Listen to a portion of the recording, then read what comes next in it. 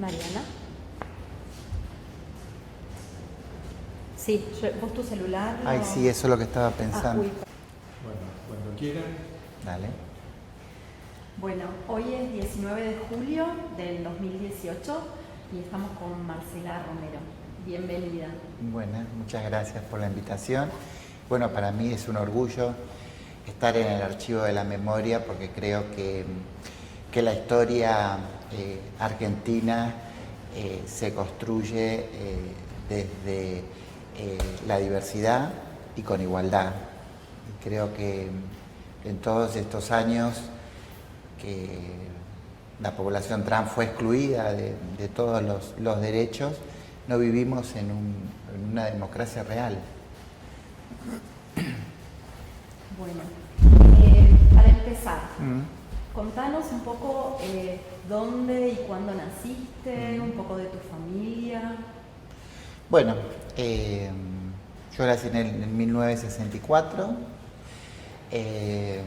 vengo de una familia obrera, trabajadora, en la cual mi mamá era empleada doméstica, mi papá trabajaba en un frigorífico,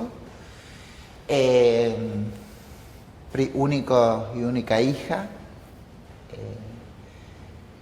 en la provincia de Buenos Aires, en Boulogne. Bueno, yo más o menos conocí muy poco a mi padre, fue una persona ausente, siempre me crió mi madre o mi abuela. Después nos fuimos a vivir al Chaco, viví en el Chaco hasta los 12 años, pasamos como en varios lugares, también Rosario, Santa Fe, ahí hice jardín infante y primer grado, después fuimos al Chaco y ahí hice hasta séptimo grado, sí, porque tenía 12 años. Mi mamá se vino a Buenos Aires a trabajar, yo me quedé en el Chaco, extrañaba muchísimo a mi mamá, quería venir a Buenos Aires, venía a Buenos Aires de vez en cuando mi mamá podía. Y la verdad, bueno, llegar a Buenos Aires era las luces, era respirar un poco más de libertad, era esta cosa de nadie me conocía, entonces podía más o menos tener otro diálogo con la gente. En la provincia del Chaco mi niñez fue muy fea, muy violenta.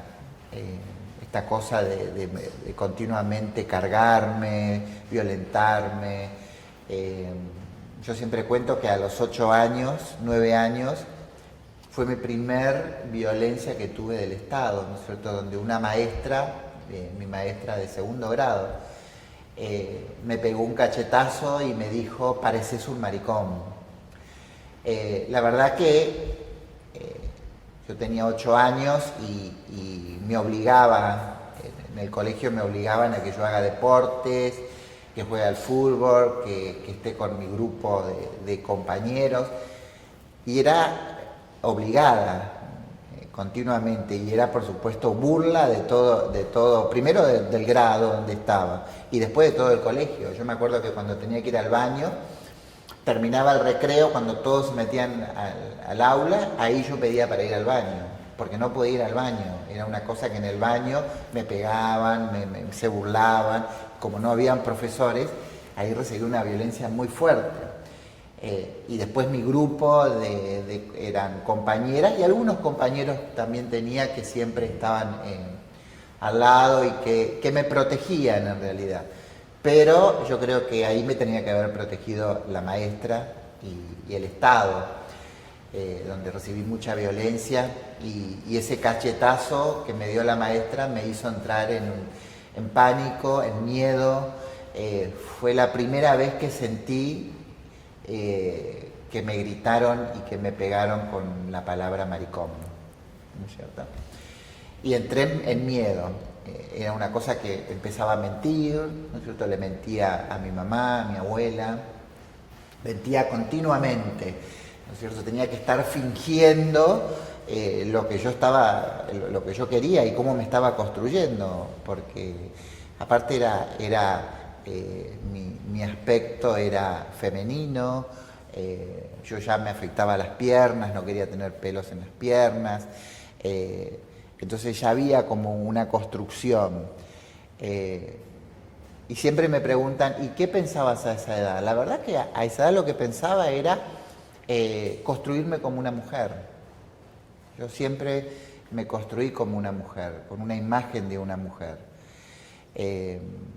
Y eso me llevó a tener muchos inconvenientes. Después cuando vine a Buenos Aires, llegué a Buenos Aires, tenía 14 años, llegué a Buenos Aires y bueno, ingresé al colegio, ingresé a un colegio privado. Fue peor todavía, porque ingresé a un colegio privado donde me pusieron traje, corbata, y donde tenía que tener el pelo cortito, y en donde seguí recibiendo violencia. Esta cosa de ponerme la corbata, yo me acuerdo que sufría un montón. Yo salía de mi casa y me la iba sacando hasta que llegaba al colegio. Llegaba al colegio, me la ponía la corbata de vuelta, salía del colegio y era continuamente esa lucha que yo siempre digo que las personas trans nunca estamos en el closet. Una vez que nos identificamos y nos construimos, explotamos, salimos y ya no tenemos duda de cómo queremos vivir. Duré muy poco. Creo que duré un año en el colegio, no llegué un año, entonces le dije a mi mamá que yo quería trabajar, a mi madre que quería trabajar, porque estudiar no podía, mentía, le decía porque no me concentro, porque no puedo, y era mentira, era porque no me sentía bien en el espacio educativo. Entonces mentía, decía que no podía estudiar, que no me quedaba nada, que para qué iba a estudiar, y que quería trabajar. Empecé a trabajar en un lugar, me acuerdo, en la calle de Ayacucho y Alvear, ¿cierto? Hacía trámites y muy bien el lugar, la gente me trataba muy bien, hasta que un día salgo de trabajar y voy caminando, llego a la esquina y un policía me detiene. Tenía 14 años. Cuando me detiene, el policía me dice, vos sos maricón, sos homosexual. La verdad, yo dije que sí, porque me parecía que no podía, yo nunca estuve dentro del closet. Sí, soy. Me dijo, bueno, ¿dónde vivís? Y me empezó a amenazar, ¿no es cierto? Y me dijo, por esta vez te dejo ir. Me dijo, la próxima te llevo. No me creyó nada de que yo trabajaba, a media cuadra yo trabajaba, no me creyó nada, no. Yo le dije, vamos, vemos el lugar donde trabajo, no, nada. Y me acuerdo que yo a la mañana venía al trabajo y me paraba en la esquina y miraba si ese policía estaba. Entonces caminaba, y si lo veía caminaba 5 cuadras, daba toda la vuelta para no encontrarme al policía. Otra vez el mismo policía me volvió otra vez a pedir documentos y amenazarme, ¿no es cierto? Amenazas como te voy a llevar detenida, me decía vamos a llamar a tu madre, vamos a llamar esto, vos sos menor. Y me preguntaba cosas como, no sé, a dónde iba, si tenía sexo, con quién tenía, cosas muy ridículas que me parecía que no. Y me acuerdo que mi primer detención fue en la comisaría 17. Estaba de mi trabajo a 3 cuadras, Las Heras y Ayacucho. Y yo trabajaba en Ayacucho y Alvear, Quintana. Y me llevaron detenida, llamaron a mi madre, le dijeron que yo estaba ejerciendo la prostitución, que yo era menor y que estaba ejerciendo la prostitución. Yo trabajaba. Y bueno, mi mamá me preguntó, mi madre me preguntó, le dije, no, yo trabajo, no. Estuve, no sé, horas hasta que vino mi madre, me retiró. Y después me acuerdo que me fui al centro, me fui a un lado y me llevan detenida de vuelta. Y cuando me llevan detenida de vuelta me salta ese antecedente que era prostitución. y que era menor. Me acuerdo que me llevaron detenida, me llevó Moralidad. Me acuerdo que yo quería ver, ¿se acuerdan cuando vino La Jaula de las Locas a Buenos Aires? Entonces yo quería entrar al cine y fue en la calle Lavalle. Me fui al cine y entré al cine, porque era grandota. Salgo del cine, me piden documentos y me dice menor, me llevan y me salta ese antecedente por prostitución. Y escándalo, todo lo que en esa época nos ponían, que era escándalo en la vía pública. Yo tengo antecedentes como se encontraba esta persona cortoneando las caderas, excitando en la vía pública, todo escándalo, todos esos artículos que nos ponían. Bueno, me llevan detenida, de vuelta al departamento de policía, Moralidad, y el juez me da 3 meses. 3 meses de detención, me envía al Instituto Roca de Menores. El Instituto Roca, por supuesto, como yo siempre digo, estos espacios no son espacios para no rehabilitar, sino para estar un poco mejor. La verdad que de ese espacio, de ese lugar donde estuve presa, porque yo digo presa porque no tuve derecho, me cortaron el pelo, me hicieron de todo. Salí de cumplir los 3 meses y empecé a ejercer el trabajo sexual.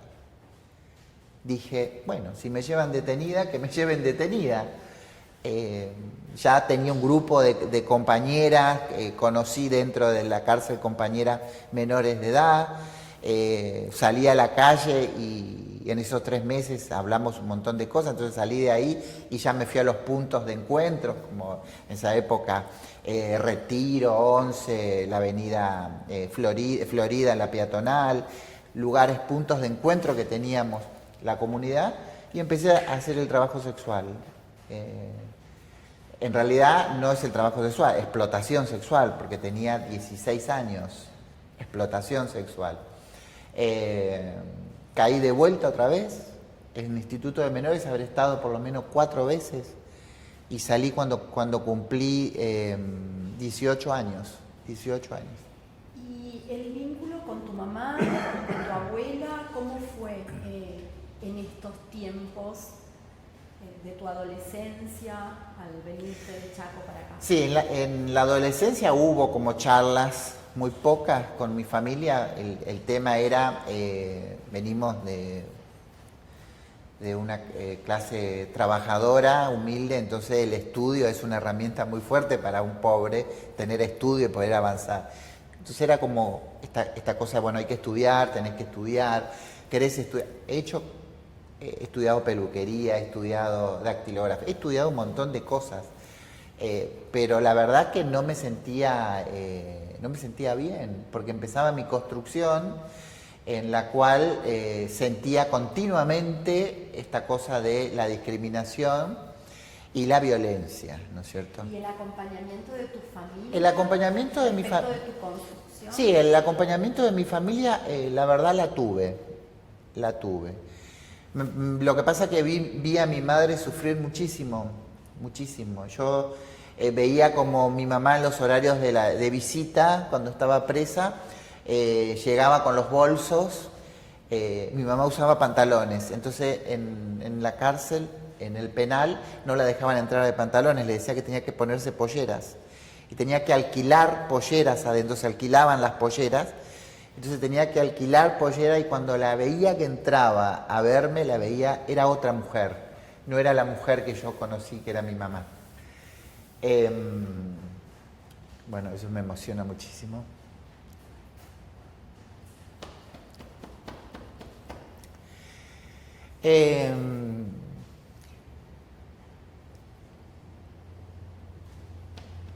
Nos estabas contando otras detenciones que tuviste.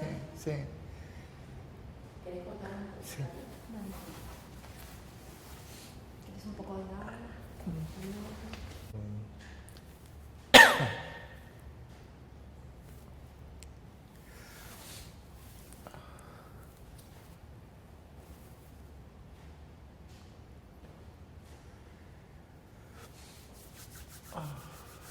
Poquito.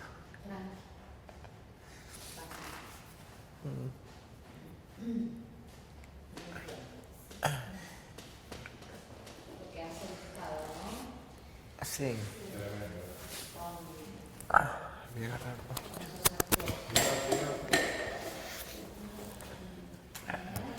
un pedacito de papel. Cumplí 18 años y empecé a ejercer el trabajo sexual, la prostitución, y ya tenía una construcción femenina. Entonces me senté con mi mamá y le dije, mira, yo necesito hacer mi vida y no quiero que sigas vos sufriendo como la veía. Ella no sufría por lo que yo me estaba, por ser una mujer trans, sino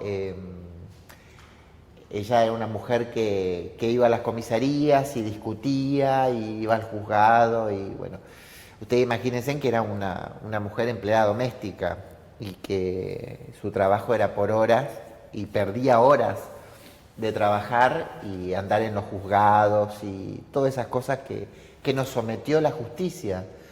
Porque el otro día yo estaba viendo, me estaba acordando y digo que en los años 70, 80, 90, todas las personas trans nacimos siendo delincuentes, porque ya había un artículo que decía que éramos delincuentes, como nos trataban. Una persona trans en Argentina nacía delincuente, ya nacía y tenía un artículo que decía, un artículo de una contravención, ¿no es cierto? Un niña de 4 o 5 años que era trans en esa época, ya teníamos un artículo contravencional, que era el escándalo, el trabajo sexual, ya estábamos condenadas desde que nacíamos. Y eso nos llevó a la exclusión, a una exclusión total. Yo siempre digo que el Estado armó ese plan que tenía de exclusión. La mayoría de las mujeres trans de los años 80, 70, 80 y 90 vivíamos en barrios carenciados. No vivíamos en la ciudad de Buenos Aires. Vivíamos nos fueron como sacando de la ciudad y nos fueron llevando a los barrios carenciados. Cuando digo sacando, digo la represión. Ejemplo, había momentos que en la ciudad de Buenos Aires la represión era fuertísimo hacia nosotras.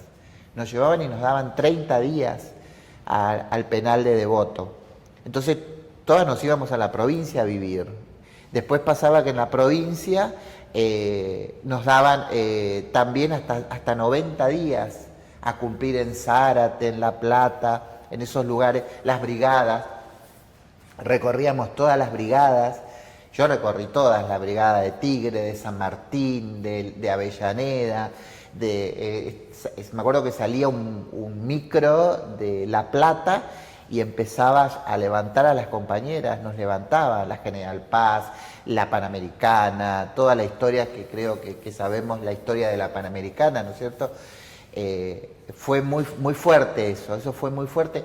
Yo siempre digo que el Estado planificó nuestra exclusión. Estaba todo planificado. El Estado junto al Poder Judicial. Había comisarios que firmaban las actas contravencionales, ellos, y ya nos daban la sentencia. No pasaba por un juzgado.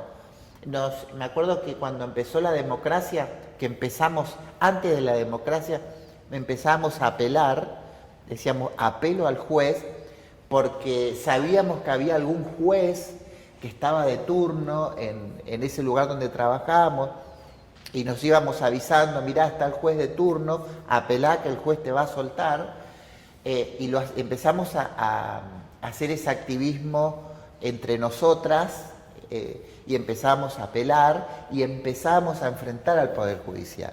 Yo siempre digo la democracia es una sola, aparentemente no era así.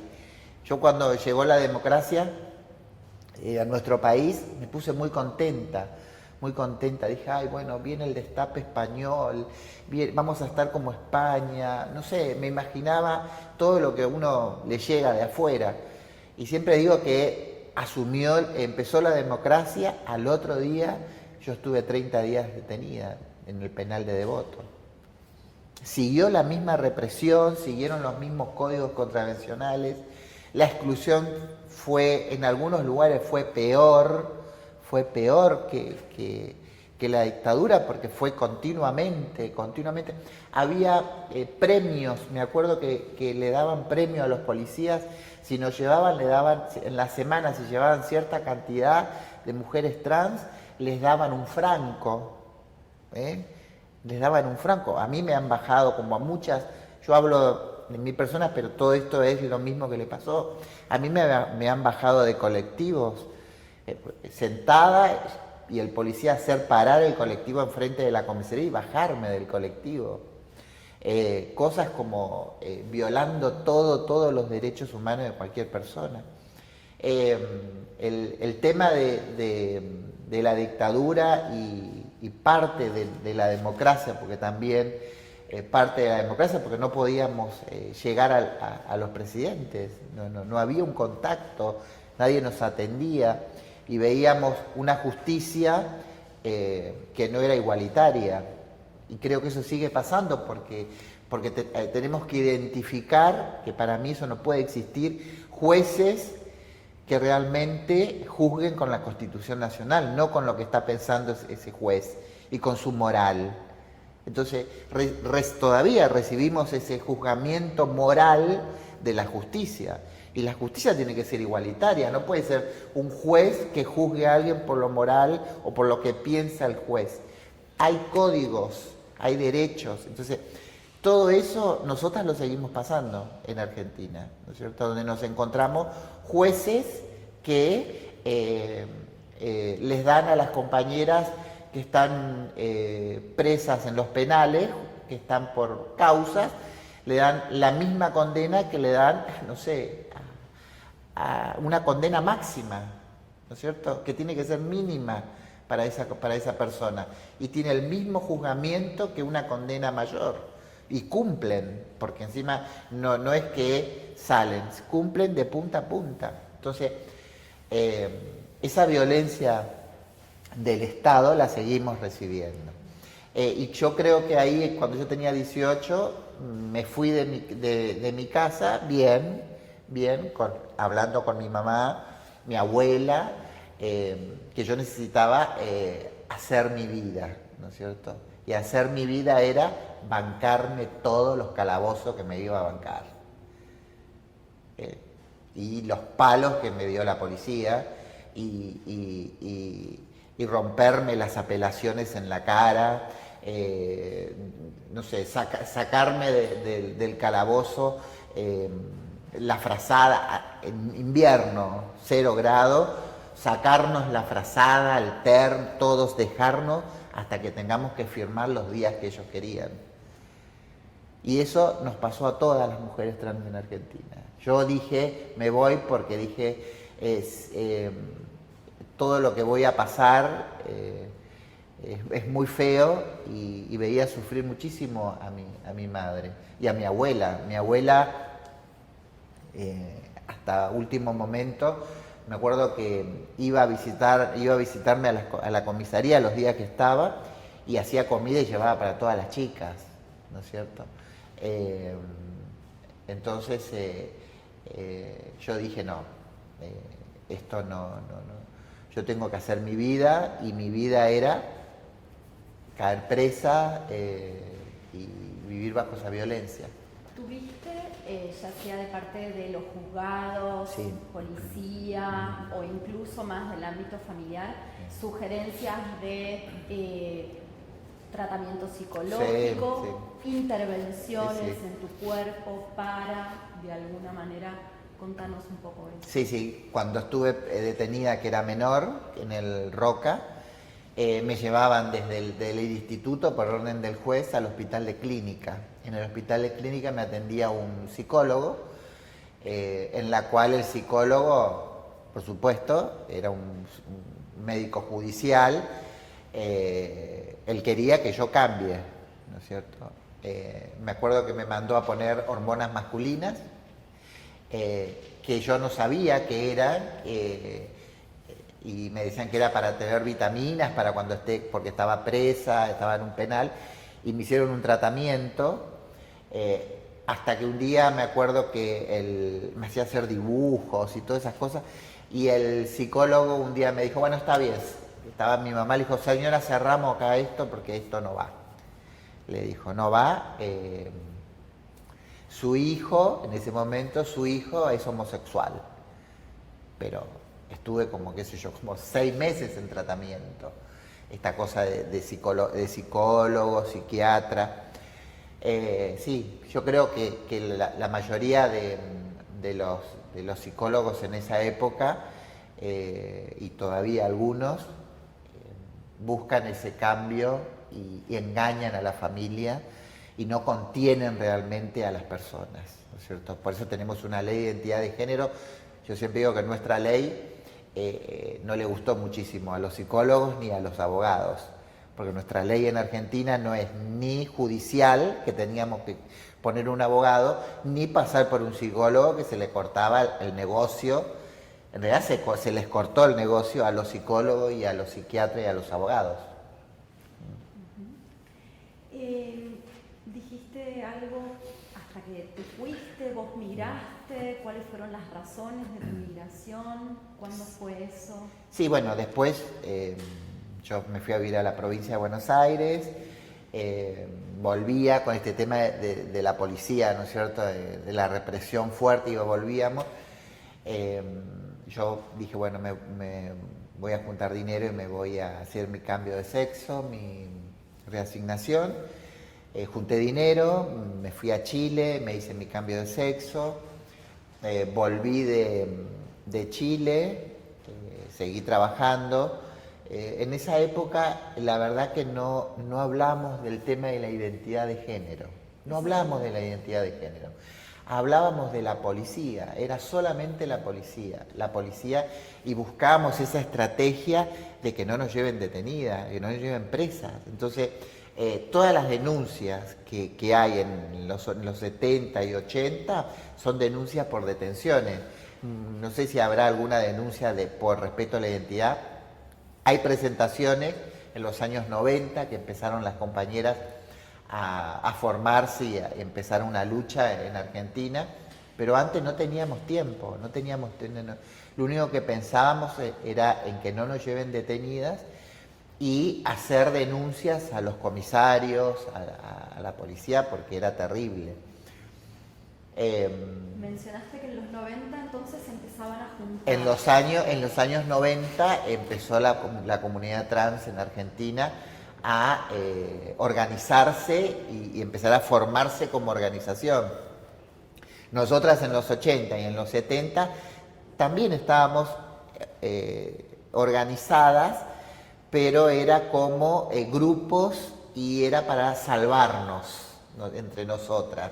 Esta cosa de, si me llevan detenida, yo aviso con quién vos estés, o a tu familia, o yo te atiendo los días que vos estás presa, son 30 días, ¿no es cierto? O, te cuido la casa, algo. Era como algo muy interno, y era una protección entre nosotras, ¿no es cierto? Solamente de las detenciones, ¿no? Porque tampoco ni abogados había que nos defendían, muy poco.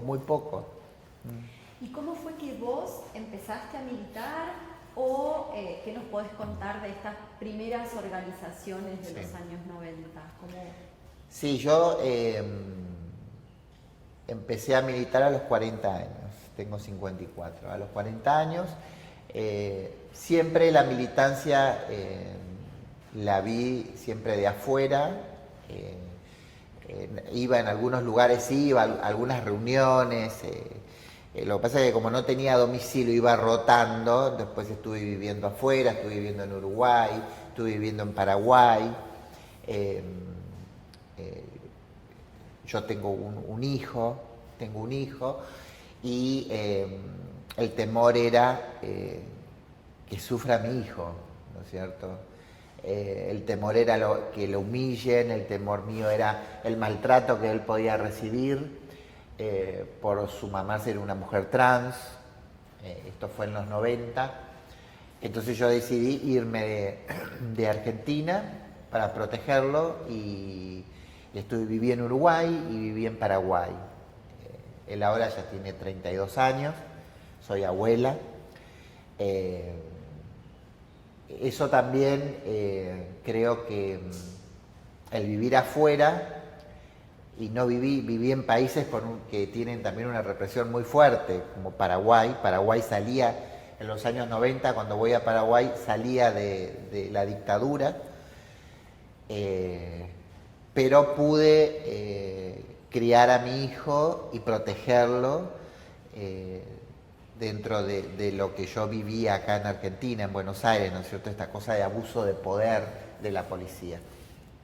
Entonces después conozco la militancia, me invita una compañera a una reunión, voy a la reunión y empiezo a escuchar a compañeras hablar, ¿no es cierto?, a debatir. Y yo decía, estas compañeras piensan igual que yo, nada más que yo no lo puedo expresar, no sabía cómo expresarlo.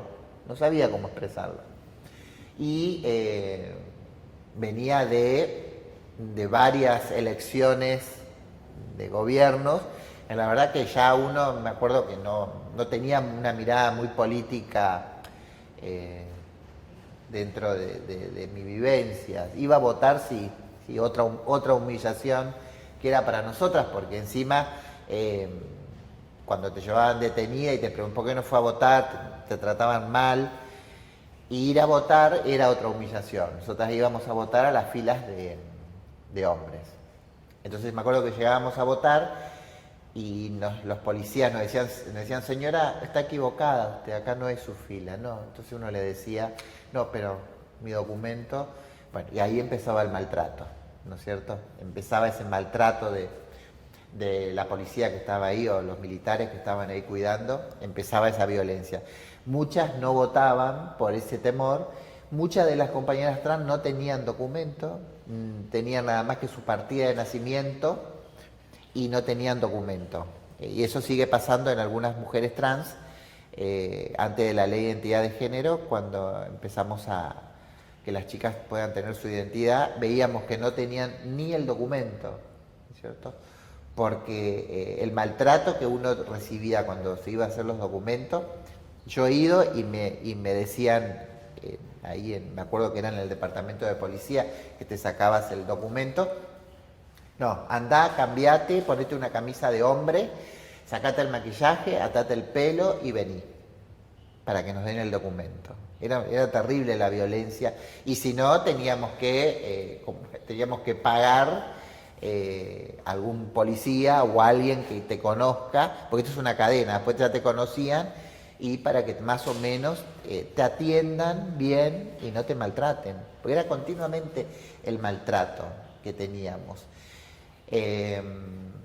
Bueno, dentro de la organización, cuando ingreso, empecé a ver que mis compañeras tenían el mismo pensamiento, esta cosa, soy la generación anterior, las compañeras que estuvieron en la organización ATA es otra generación antes, son compañeras que tienen 40 años, vienen de otra generación, compañeras con una formación política muy buena, que no la teníamos nosotras, no lo tenemos muchas de nosotras de nuestra generación, pero yo siempre digo porque no nos dejaron, no pudimos enfrentar esa violencia. Yo cuando venía para acá me acordaba y decía, muchas de nosotras compartimos el penal, la cárcel y las comisarías con los desaparecidos.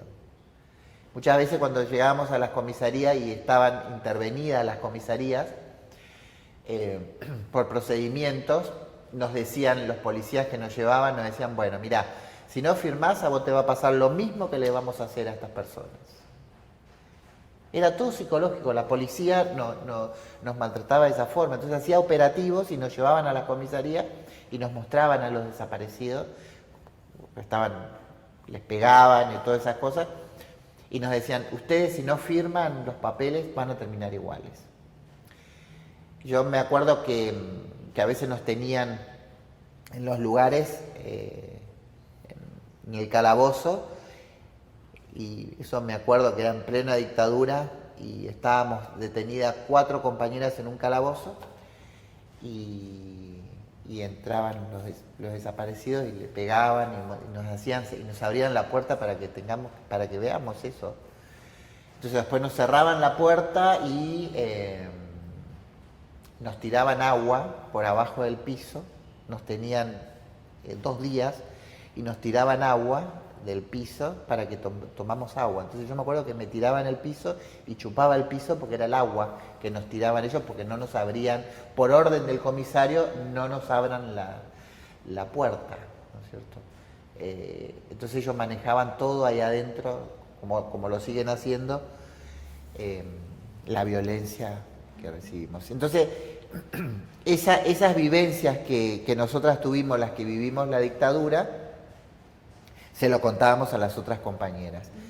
Y cuando empecé a militar, a mí me llamaba muchísimo la atención cómo se organizaban las compañeras, ¿no es cierto? Ya respiraban un poquito más de derechos, no de libertad, de derechos. Había un poquito más de discusión de derechos frente a el Poder Judicial, frente a un montón de cosas. Y eso a mí me gustó muchísimo. Mencionaste a ATA. En ese momento, ATA con una sola T. Contanos cómo fue el proceso de incorporación de las diferentes T, qué significan. Era ATA con una T, que era Asociación de Travestis Argentinas. El otro día, el 28, que fue el Día del Orgullo LGBT, nos acordábamos que nosotras estuvimos 3 años después de la primer marcha en Argentina para poder ingresar. Había como una interna también dentro de la comunidad gay y lesbiana, en donde no nos dejaban ser parte de la marcha, ¿no es cierto? Eso está en la historia del archivo de la memoria trans, donde la comunidad trans ingresa a la marcha después de 3 años. Y hay fotos con cartulinas y que decía ATA. Muchas de las compañeras que pasaron por ATA son líderes en Argentina como mujeres trans. ATA para mí fue el semillero, sigue siendo el semillero del activismo, donde pasan muchas mujeres trans, se fortalecen, se capacitan, ahora hombres trans se capacitan y se fortalecen y enfrentan a la discriminación que hay en todo el país. ¿Y cómo también fue ese proceso de incorporar a hombres trans? Sí, la incorporación fue hace 4 años que empezamos a incorporar, 5 años antes de la ley de identidad de género. Empezaron a acercar compañeros. Nuestra lucha, primero nuestra lucha como mujeres, para nosotros la prioridad, mujeres, la violencia de género, empezar a construir vocabulario, nosotros hablamos de transfobia, dijimos no, basta de transfobia, hablemos realmente de violencia de género, porque somos mujeres y recibimos la misma violencia que reciben las mujeres. Los crímenes hacia las mujeres trans son crímenes de odio, con mucha violencia. Y empezamos a cambiar nuestro vocabulario, empezamos a integrar más personas y identidades a nuestro espacio. Dimos ese paso de decir, bueno, ahora ingresan los hombres trans, vemos cuáles son sus necesidades, que ellos se fortalezcan. Nosotras les abrimos el camino, ahora ustedes se fortalecen, se capacitan y reclaman lo que ustedes necesitan. Nosotras decimos que nosotras no podemos ir a hablar por otra persona, ni queremos que hablen por nosotras. Por muchos años hablaron hombres de traje y corbata y mujeres hablaron de la población trans, ¿no es cierto? Y desde que ingresa ATA al activismo, nosotras no permitimos que nadie hable por nosotras. Nos tienen que escuchar, tienen que saber cuáles son nuestras necesidades y el Estado tiene obligación de solucionar, incorporarnos en la agenda política, en la agenda de trabajo y ser parte de esa agenda. porque si no, no podés avanzar en la problemática si no escuchás a la población, porque muchas veces se sientan psicólogos, psiquiatras, no sé, historiadores, un montón de cosas a hablar de nosotras, y la verdad que las actoras principales somos nosotras, las que estuvimos presas y las que seguimos estando presas en los calabozos, la que va a un juzgado y pide ayuda a un juez y el juez no le da la ayuda porque no tiene un abogado. Y si hay un abogado, el abogado no sabe muy bien lo que va a defender, le parece que no, ¿para qué voy a defender este caso? Prefiero defender otro caso, y te tiene con un caso a lo mejor 5 años. ¿Cierto? Y ahora, como presidenta de la federación, Sí. ¿cómo ves estas, digamos, tensiones o coincidencias de reclamos, conflictos entre las lesbianas o gays, Sí. trans?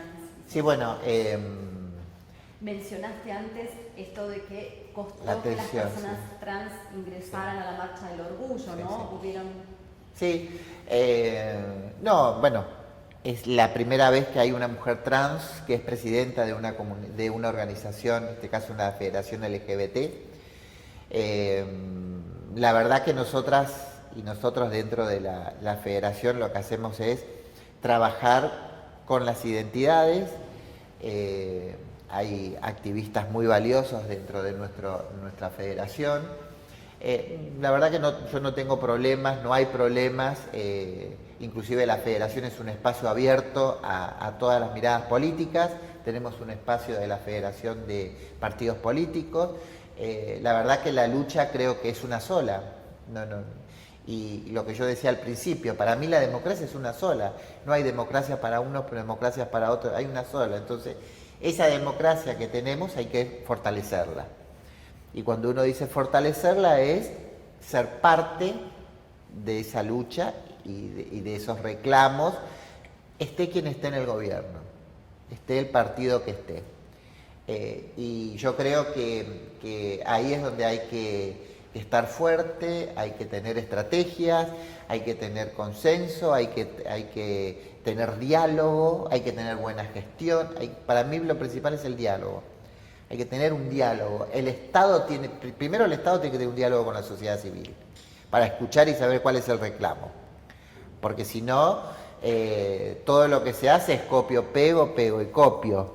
Y la verdad que han fracasado algunos programas en nuestro país para las personas trans. Entonces, creo que lo mejor que puede hacer el Estado es sentarse con la población trans y escuchar cuáles son las necesidades. Nosotros tenemos una ley de identidad de género, yo siempre digo que solucionó el 30%, ahora hay un 70% que hay que ver, hay que solucionar y hay que generar que la población trans ingrese al circuito laboral, que la población trans termine que termine la primaria, la secundaria, que entre que haga todo lo que tiene cualquier otro ciudadano, pero yo creo que eso se hace con programas y realmente que la población trans sea parte de la agenda. Nosotras no queremos que nos den programas y no ser parte de los programas. Nosotras queremos ejecutar los programas, ser parte de los programas, ser nosotras las que decimos qué queremos hacer, cómo lo queremos hacer y también ejecutarlos. Entonces, yo creo que todavía eso no se llegó en Argentina. Muy pocos programas realmente tienen esa mirada. Pero creo que, yo siempre digo que la exclusión en la cual vivimos, porque cuando hablamos de exclusión es esto que no nos dejaron avanzar. Yo me acuerdo que fui a la Facultad de Derecho a dar una charla y estaban los chicos y le decía que a mí me hubiese encantado. Primero le dije, ¿cuántas personas están ahí estudiando? Silencio. Después le digo, bueno, ustedes piensan que nosotras no queremos estudiar y no quisimos estar en ese lugar donde están ustedes, no nos dejaron. Y le decía a los chicos, a mí me hubiese gustado estudiar y me hubiese gustado ser la rectora de la universidad. Y los chicos aplaudían y gritaban en ese momento que dije eso. Entonces, esa es la sociedad que tenemos ahora. Esa es los jóvenes que tenemos ahora. Antes no nos hubiesen dejado entrar a la universidad a dar una charla, nos hubiesen sacado detenidas, y creo que esa es la democracia. Hay que fortalecerla, ¿no es cierto? Eso, y cuando digo fortalecerla es hablar realmente de la realidad en que vivimos los argentinos y las argentinas. Si no se habla de la realidad, no podemos avanzar.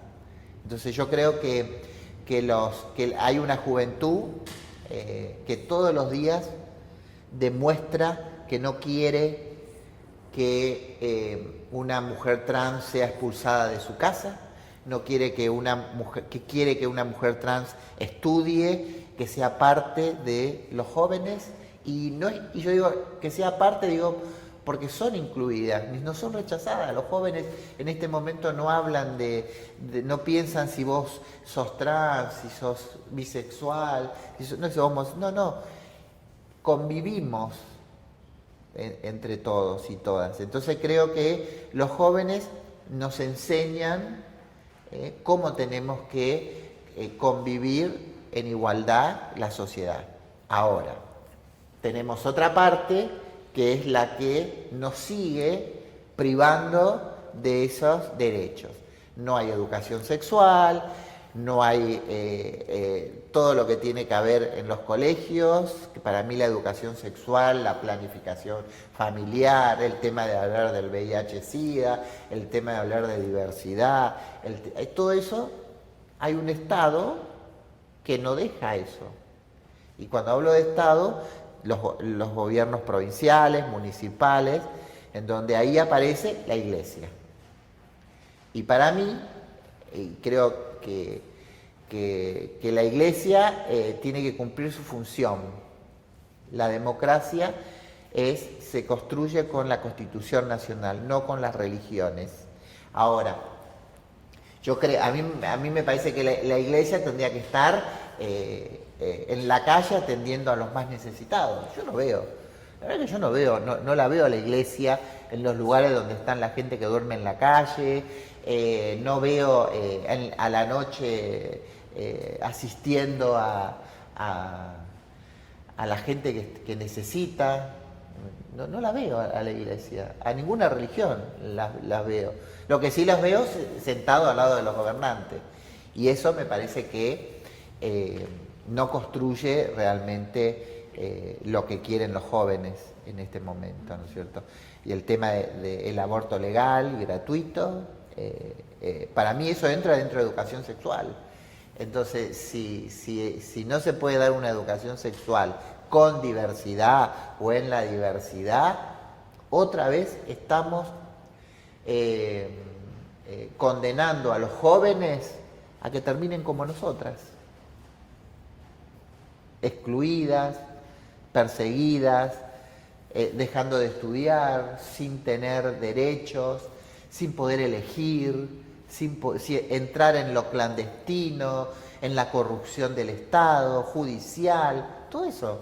Cuando vos no tenés todas las herramientas y no tenés realmente yo siempre digo, tu construcción como persona, ¿no es cierto? Decís, bueno, yo necesito esto, en mi país lo puedo hacer, si quiero lo hago, si me quiero casar me caso, si no me quiero no me caso, si me caso me puedo separar, y si quiero...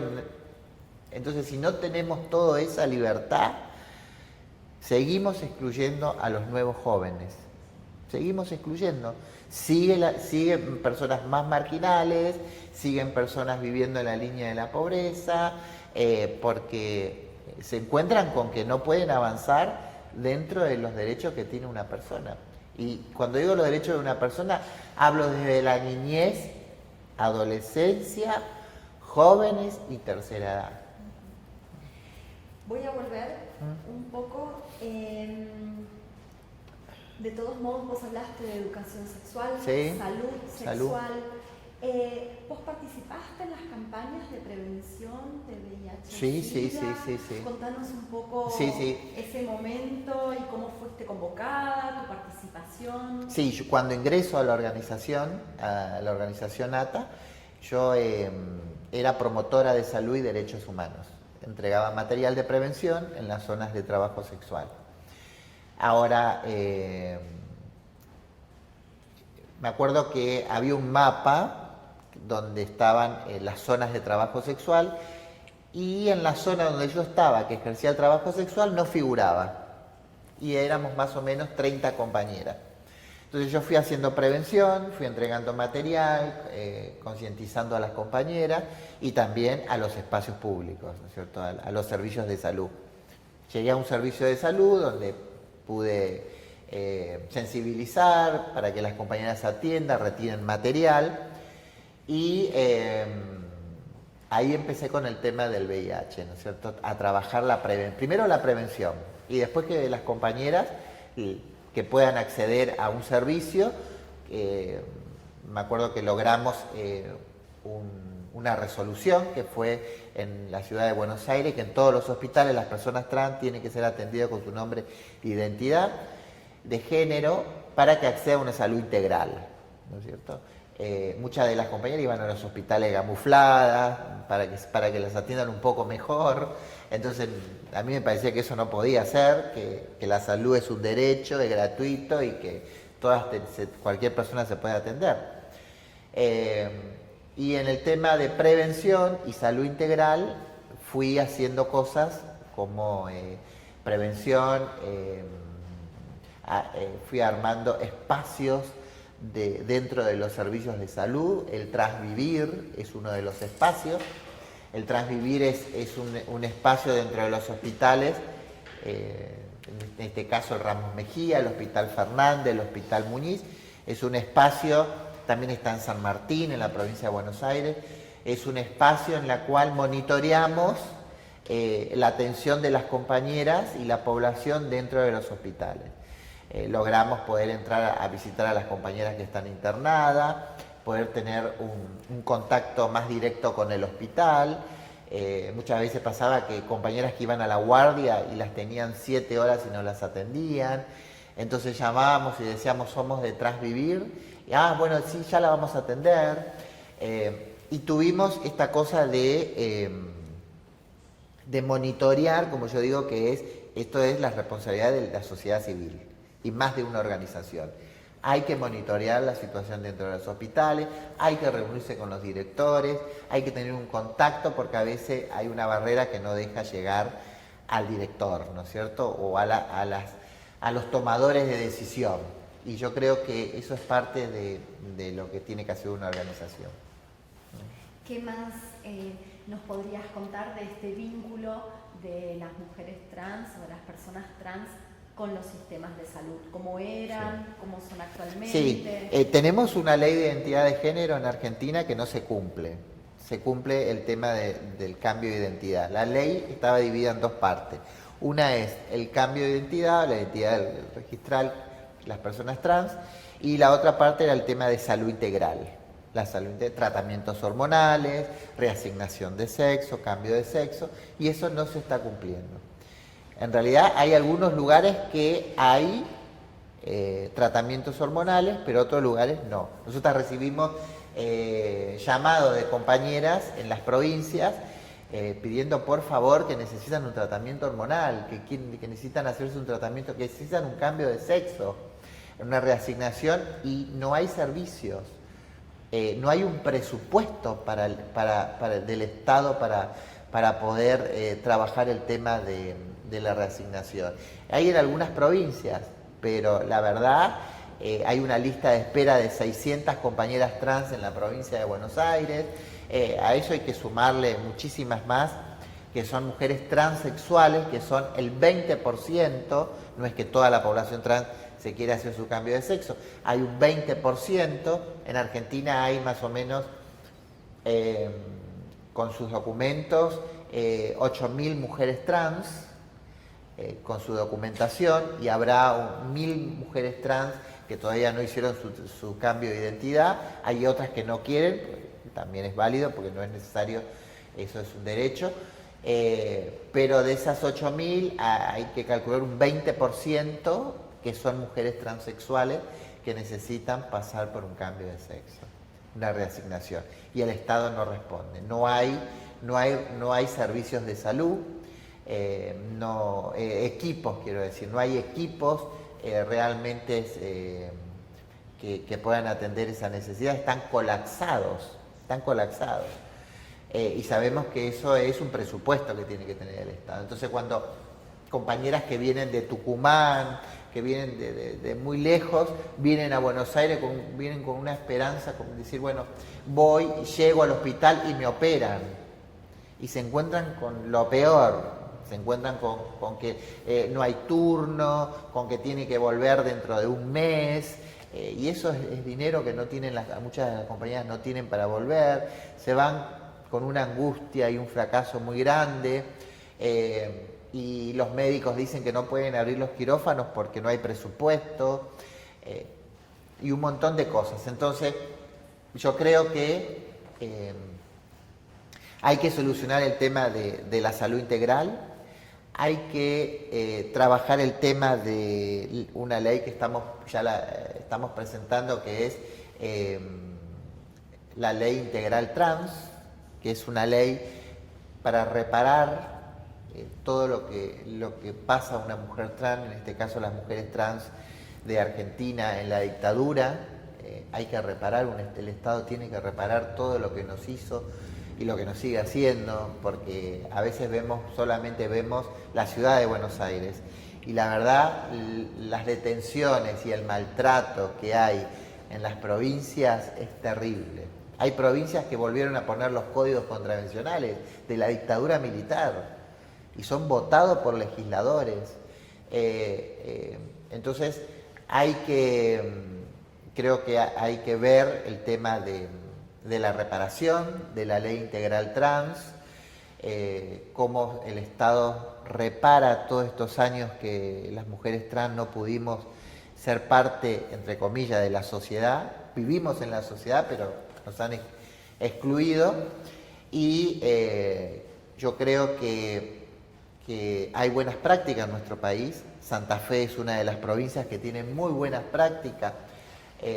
Hace poco hizo una reparación histórica a 5 o 6 compañeras trans que vivieron la dictadura militar y el Estado reconoció. Eso fue un ejemplo, lo hicimos en el Congreso, la presentación, vinieron las compañeras, dieron contaron su historia. Y la verdad que hay buenas prácticas, y creo que esa ley hay que debatirla en Buenos Aires, en el Congreso, que sea una ley nacional, porque nosotras también vivimos la dictadura, y también nos hicieron desaparecer de todos lados. Somos mujeres trans desaparecidas. No teníamos, hasta la ley de identidad de género, no teníamos identidad, no teníamos nombre, éramos desaparecidas, no existíamos para el Estado.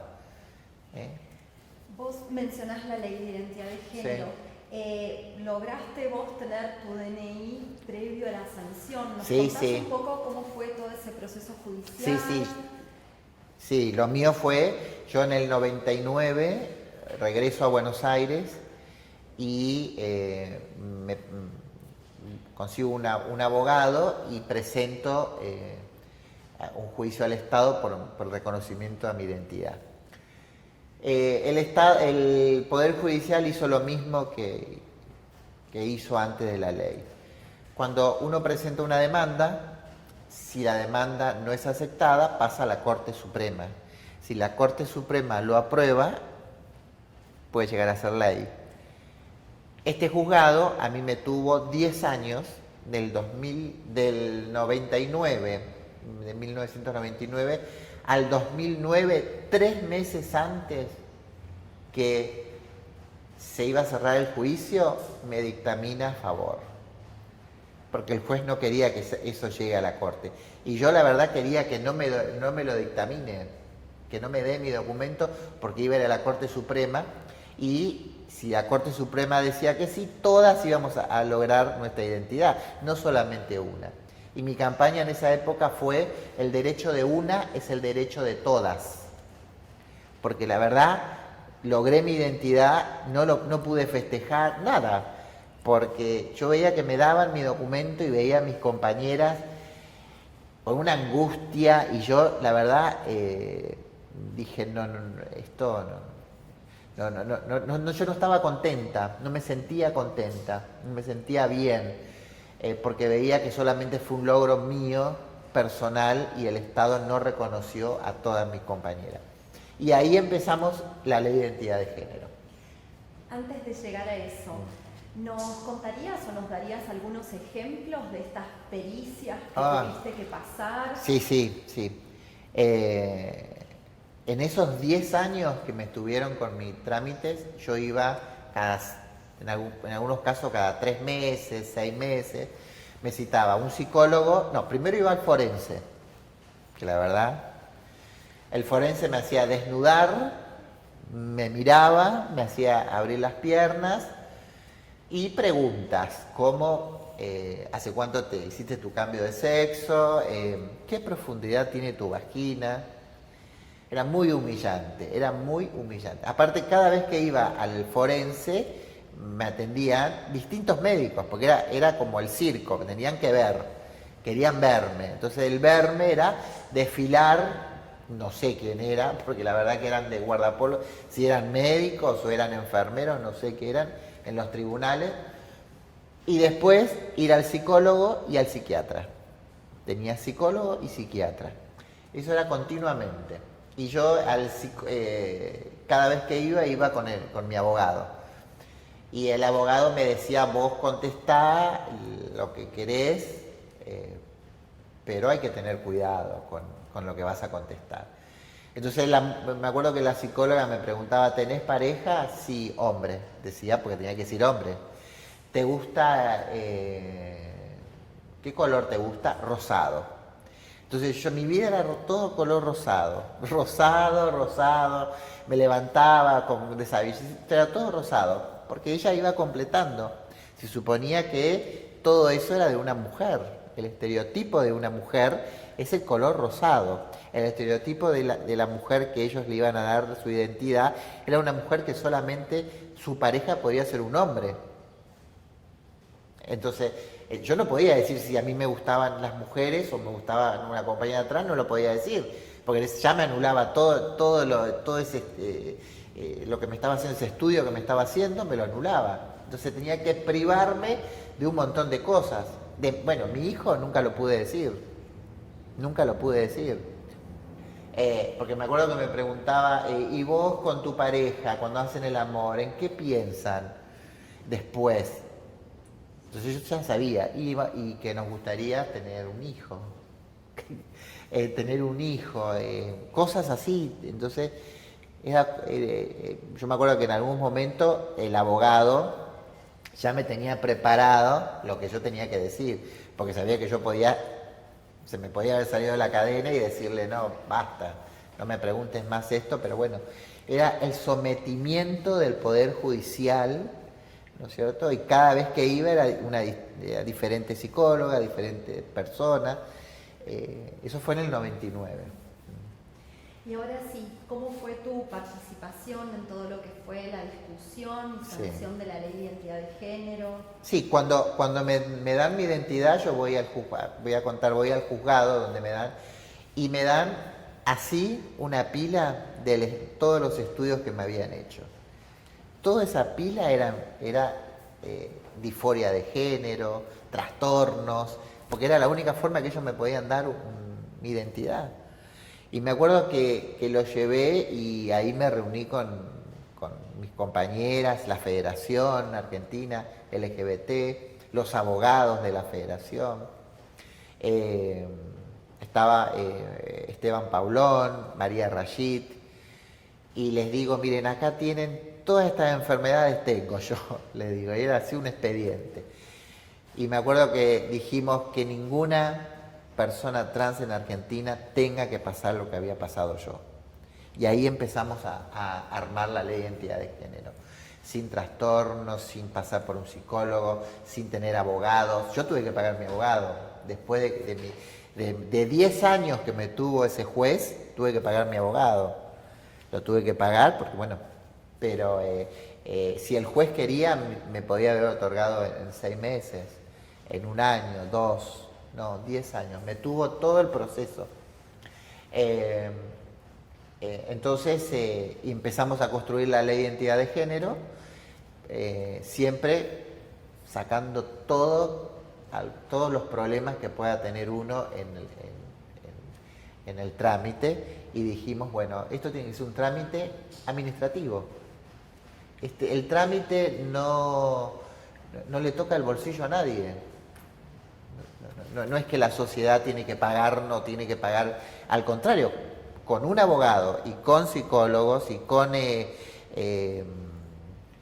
psiquiatras, ahí sí tiene que pagar el Estado, porque lo pone el Estado. Entonces dijimos, no, nada. Tiene que ser administrativo y tiene que ser un trámite rápido. El derecho a la identidad está en los derechos universales. ¿Qué es la RELAC-Trans?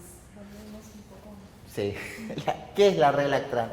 La RELAC-Trans es una red latinoamericana y el Caribe de personas trans, en la cual nos juntamos, en total somos 20 líderes, una de cada país, para poder tener un mismo lineamiento en la región, para poder ver los derechos que no tenemos en la región.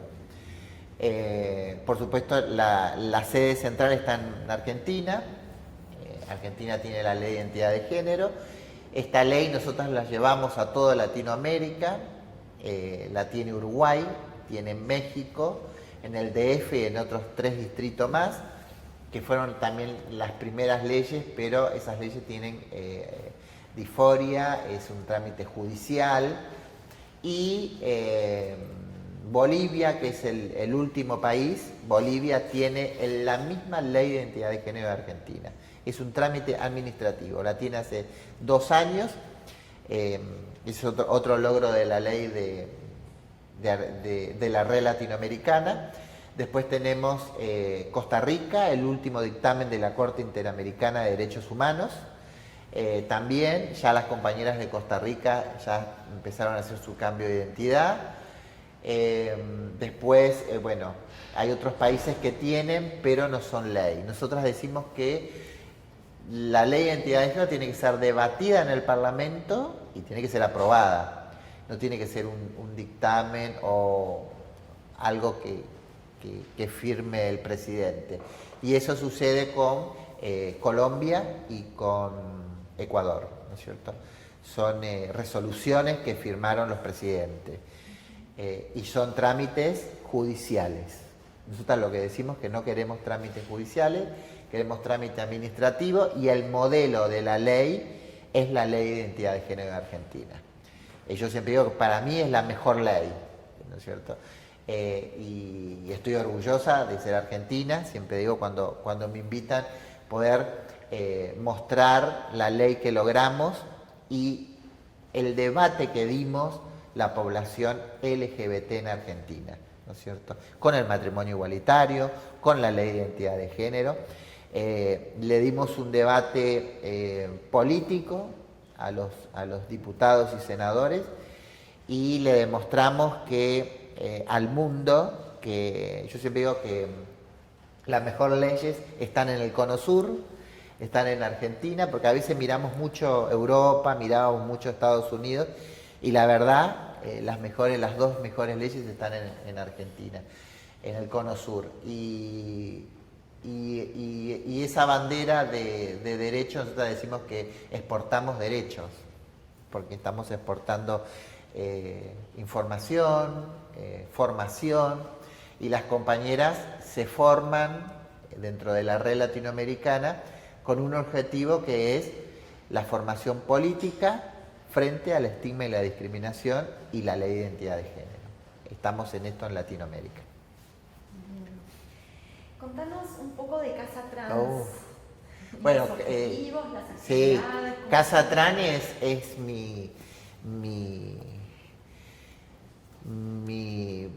diríamos, a ver, ¿cómo te puedo decir? Casa Trans es mi hijo, mi hija trans. Cumplió un año, el 28 cumplió un año. Fue algo que siempre dije que lo iba a hacer porque cuando uno está en el activismo es para pensar en el otro, no en uno. Entonces yo la Casa Trans primero iba a ser un refugio, El tema es que no hay mucho espacio, estamos ahora con el tema del refugio para las personas trans. Una de las cosas que te cuento es que hace más o menos 8 años estamos viendo en la ciudad de Buenos Aires mujeres trans en situación de calle. Eso no se veía, porque la mayoría de las compañeras ejercían el trabajo sexual. Entonces, ahora estamos viendo mujeres trans en situación de calle, durmiendo en las plazas, durmiendo en los paradores, durmiendo en el ferrocarril, mujeres trans que están fuera de a lo mejor del contacto con otras mujeres trans. Entonces yo dije, bueno, vamos a armar la Casa Trans. Dije, esto lo vengo pidiendo hace 8 años, que me presenté en el gobierno de la ciudad, que necesitaba un espacio para la Casa Trans.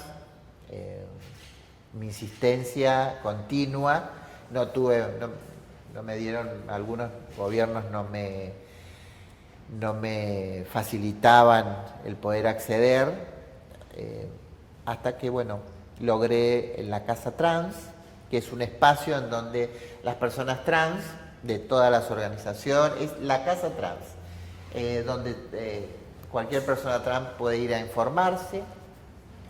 Damos servicios, tenemos un médico, tenemos vacunación, las compañeras pueden terminar la primaria y la secundaria, talleres de capacitación para cuidadoras de la tercera edad, tenemos yoga, tenemos literatura, no me quiero olvidar, deporte, tenemos a la vuelta de la Casa Trans con el Club Martín Fierro, ya hicimos 2 equipos de fútbol de personas trans, fútbol, tenis, hay de todo.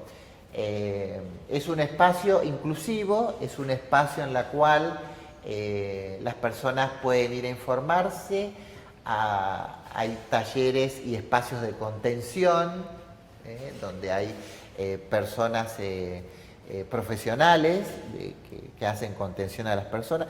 Hay un espacio de infancias trans donde se reúnen las familias, llevan las madres, los padres, los tíos, todo, llevan a los niños y niñas trans, tienen asesoramiento y para mí es el mejor logro la Casa Trans. Es un logro porque veo cómo mis compañeros y mis compañeras pueden manejarse libremente dentro de un espacio, donde el Estado viene a nosotras y nosotras convocamos a gente del gobierno a reunirnos en la Casa Trans y que nos escuchan a todas las compañeras y compañeros. También tenemos equipo jurídico, tenemos nuestra abogada y tenemos todo un equipo para poder levantar denuncias. También desde la Casa Trans salen denuncias como mala atención en los servicios, los operativos policiales que se hacen. Hay operativos que se hacen en la zona de trabajo sexual muy violentos, hicimos muy violentos hacia las personas trans, lo que nos parece que es necesario. ¿Viste cuando yo digo fortalecer la democracia? Bueno, hay que trabajar por la regularización del trabajo sexual. Hay buenas prácticas acá en Uruguay, tenemos buenas prácticas en donde las mujeres trans y trabajadoras sexuales se jubilan, donde van a sacar un crédito y cuando hacen un crédito ponen que usted que es trabajadora sexual. Yo cuando voy a Uruguay me reúno con mis compañeras de Uruguay, le llega a ella todos los meses, le llega la FIP, como sería la FIP, para pagar su impuesto. Ellas pagan sus impuestos y las mujeres trans mayores de edad van a cobrar su jubilación. Uruguay es el país donde más mujeres trans de la tercera edad hay, porque tiene políticas, tuvo desde los años 50, con la dictadura militar también, políticas públicas que le daban los derechos a las trabajadoras sexuales. Entonces hay muchas mujeres trans y mujeres trabajadoras de la tercera edad. Es el país donde más mujeres de la tercera edad hay. Mencionaste las infancias trans. Sí. ¿Cómo observás los procesos y actualmente la situación de las infancias trans? Sí, cada vez que hay reuniones de infancia trans y hay otras compañeras, nos miramos y decimos, ¿por qué esto no pasó en mi época? ¿Por qué, cómo me hubiese gustado que mi madre, mi padre, mi familia me traiga de la mano a una charla de infancias trans, donde mi familia me proteja y no me expulse de mi casa, que no tenga vergüenza? Hay mucha gente de nuestra familia que tiene vergüenza de nosotras. Hay explotación también dentro de nuestra familia. Hay gente de nuestra familia que nos quiere porque le damos dinero. Y nos pide dinero, nos piden continuamente dinero. Hay una cosa que me quedó siempre grabado de una compañera que tenía que ir a Salta a pasar las fiestas. Y yo le decía que bueno, te vas a pasar la fiesta con tu familia, sí, pero tengo que mandarle para que construya una habitación, si no, no me van a dejar, no me reciben. Y decía, pero ¿cómo no te reciben? No, porque yo tengo que mandarle dinero todos los meses a mi familia. Entonces hay también familiares que nos explotan y que la única forma de querernos es dándole dinero. A eso tienen que sumarle la policía, también nos saca dinero. Y las infancias trans para mí a mí me emociona muchísimo ver a las mamás o papá, la familia con niños de 8 años y llevándolos al tratamiento hormonal, a su control de salud, a que tenga ese niño la protección dentro del colegio, que no deje de estudiar. Nosotras dejamos de estudiar porque no tuvimos una contención de nuestra familia y del Estado. Esta cosa de ocultar y tener vergüenza. Entonces, cuando alguien te decía algo en el colegio, vos no le contabas a tu familia, porque eso se podía doblar otra vez. Te podía decir tu mamá, pero sí, si vos pareces un maricón. ¿Entendés? O en nuestra generación, bueno, andá y defendete, nos decían. Yo me acuerdo que a mí me decían, bueno, ¿quién te dijo eso? Bueno, andá y defendete, pegale. Y vos decías, pero no quiero pegarle, no quiero pelear, quiero que me defiendas. Quiero que haya un Estado presente y que me defienda cuando estoy en 7º grado, cuando termino la primaria y que quiero seguir la secundaria y que pueda entrar a la facultad, ¿entendés? O que pueda vivir como un ciudadano. Eso no nos pasó a nosotras, no nos pasó. Creo que hay una nueva cultura y hay organizaciones muy fuertes que están haciendo este trabajo, que es que los padres no vayan directo a un psicólogo para que los cure a los hijos y a las hijas. No, que hay que construir esa identidad y esa identidad de ese niño y niña trans con todos los derechos y por supuesto acompañando a la familia y el Estado. Mencionaste los crímenes de odio contra las personas trans y hace poco se conoció la sentencia por el travesticidio de Diana Zacayán. ¿Cuáles son tus reflexiones? Sí, mi reflexión es, uno, que ahí la justicia bien condenó, pero también fue las organizaciones trans que exigieron que haya una justicia igualitaria. Yo creo que está muy bueno el antecedente que queda. Ahora, ¿qué pasaría con otra compañera? ¿O qué pasa en otras provincias con otras compañeras que no son activistas? Yo creo que es un antecedente. Yo creo que las condenas tienen que ser por feminicidios trans La primer condena fue en Salta, en la provincia de Salta, que un juez dictaminó la primer condena y que puso el mismo artículo del feminicidio de las mujeres, el mismo a una mujer trans en Salta. Yo creo que lo de Diana se hizo justicia, pero estuvo presente la sociedad civil. Estuvo presente las organizaciones trans, estuvieron presentes, se hizo una campaña, se visibilizó el crimen de la compañera, pero yo tengo duda de la justicia. A mí me gustaría una justicia que sea igualitaria, ¿no es cierto? Y porque hay casos de mujeres. Este año, en 2018, ya hay más de 30 mujeres trans asesinadas en nuestro país. Esto no había pasado. 30 mujeres trans asesinadas. Crímenes de odio, como yo digo, con violencia y saña hacia las compañeras, y muchas no fueron juzgadas todavía. Entonces yo creo que con Diana se hizo justicia, pero queremos esa justicia en todo el país. Has recibido, bueno, muchos premios y reconocimientos en el 2009 Sí. a la Mujer del Año y también en 2013 en Canadá. Sí. ¿Qué significan para vos estos reconocimientos? ¿Qué nos puedes contar de eso? Sí, siempre cuento que los reconocimientos a mí me ponen un poquito nerviosa. Digo, reconocimiento, bueno, el de la Mujer del Año fue votado en el Congreso de la Nación, éramos 10 mujeres destacadas a nivel nacional, y me votaron y salí elegida la Mujer del Año en el Congreso. Hubo algunas polémicas, algunos periodistas que decían, pero ¿cómo le van a entregar si es un hombre? Decían, es un hombre.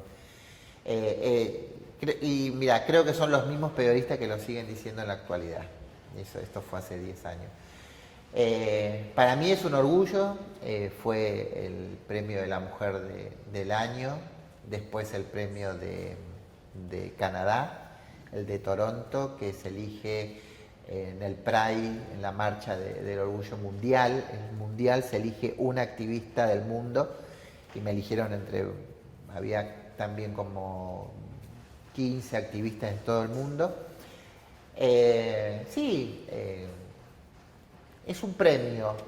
A mí me gustaría que cuando dan un premio uno haya cumplido un montón de cosas. Yo tengo un montón de cosas todavía para hacer y para cumplir que me gustaría a nivel mi país y también a nivel mundial. Pero bueno, ellos dan los premios, me gustó, sí, me gustó. Bueno, un poco la pregunta tiene que ver con esto, ¿no? Los desafíos pendientes o tus próximos objetivos, Sí. los tuyos, los de la federación. Sí. No, el objetivo del activismo trans es principalmente parar la violencia de género hacia las personas trans, esa violencia institucional que hay a nivel nacional. La inclusión laboral de las personas trans en todos los circuitos del Estado y privados, pero que haya políticas públicas. En el tema de salud necesitamos una salud integral que no se cumple. Como dije, la salud integral, no hay una salud integral para las personas trans. El tema educativo también, es necesario que haya más programas para educación para las personas trans. Yo creo que falta muchísimo todavía para la inclusión de las personas trans. Yo creo que hay que trabajar desde la niñez y la adolescencia. El Estado tiene que trabajar con las organizaciones, tiene que trabajar con las organizaciones de niños y niñas trans. Tiene que haber más espacios para las organizaciones, En el caso de nosotras que estamos pidiendo el refugio para las personas, para que las personas trans en situación de calle puedan dormir. Muchos te dicen, pero hay refugio. Sí, pero hay refugio, pero son discriminadas, son violentadas dentro de los refugios. Entonces necesitamos primero que se cumpla todos los derechos humanos en nuestro país. Hay que bajar la violencia, hay mucha violencia. El Estado tiene que saber de que la única opción para nosotras, las mujeres trans, no puede ser el trabajo sexual. De mi parte, yo estoy a favor del trabajo sexual, pero quiero derechos para las personas que ejercen el trabajo sexual. Y que no sea una opción nada más el trabajo sexual.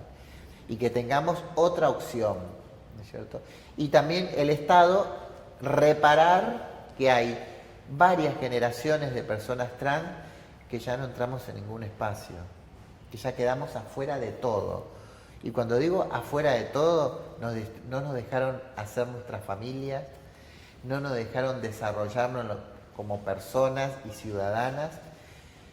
No tenemos derechos económicos, sociales, culturales y políticos, quedamos afuera. Nos destruyeron todo lo que teníamos pensado, primero como personas y después como ciudadanas. No pudimos generar nuestras familias, no pudimos continuar con nuestra familia, porque una cosa es, bueno, primero seguir con nuestra familia y después construir nuestra familia. No lo pudimos hacer. No pudimos hacer. Una mujer trans en Argentina, mayor de 30 años, 35 años, vive sola en una pieza, en un barrio carenciado, mal de salud, no tiene inclusión y al Estado no le importa.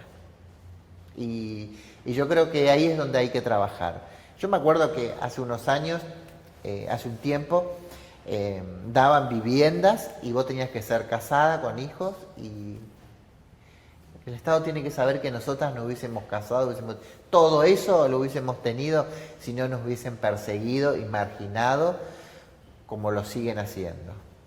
Nosotras podemos entrar en todos los lugares, podemos ocupar cualquier lugar de inclusión laboral, pero nos han excluido. Entonces no pudimos entrar, no hubo una visibilidad de mujeres trans en lugares. ¿Por qué? Porque no nos dejaron. Entonces, eso hay que repararlo. Porque yo siempre, cuando hablo, digo, y lo pienso y estoy convencida, que en nuestro país existe la pena de muerte para las mujeres trans. La expectativa de vida es de 35 años. 30, 35 años. Hay compañeras trans que se mueren de 25 años. Los últimos crímenes de odio que hubo en Argentina, 20, 22 años las compañeras. Existe la pena de muerte en nuestro país para las mujeres trans. Después que pasaste los 30 años y que sos trabajadora sexual, ya terminó tu vida. Una mujer trans a los 20 años ya es adulta, a los 30 es adulta mayor. Ya quedó fuera de todo. No pudo construir una familia, no pudo seguir con su familia, no pudo construirse como ciudadana. Para ir terminando, Sí. ¿Qué sentís al ser entrevistada en este lugar emblemático para los derechos humanos? Bueno, sí. Primero me trae muchos recuerdos malos de los militares. Me trae esos recuerdos. Después pienso y digo, este lugar es un lugar, acá está la historia. Acá está la historia de nuestro país. La memoria. Si uno no tiene memoria, no puede construir nada. Porque el futuro sin memoria no existe. Yo me construyo desde lo que pasó y lo que voy a pasar y lo que vendrá. Entonces, si no hay memoria, uno no puede construir. El pasado no se puede borrar. Y nuestro pasado es terrible, nuestro pasado. Ahora, ese pasado terrible sigue siendo el presente para las personas trans. ¿Y qué significa que sea el Estado que esté hoy tomando tus testimonios, lo preserve y lo incorpore al Archivo Nacional de la Memoria para las futuras generaciones? Yo creo que es la democracia, no el Estado. La que me convocó acá, estoy acá por la democracia. Si no hubiese democracia no estaría nunca acá. Hoy ustedes no me estarían haciendo un reportaje en este espacio. Estaríamos en un bar o estaríamos en mi casa haciéndome el reportaje. La democracia es esto. Hoy, con esta entrevista, seguimos construyendo la democracia. Y creo que no son los estados ni los gobiernos, es la democracia. Y ahí es donde nosotras, como ciudadanas, tenemos que reclamar lo que nos deben.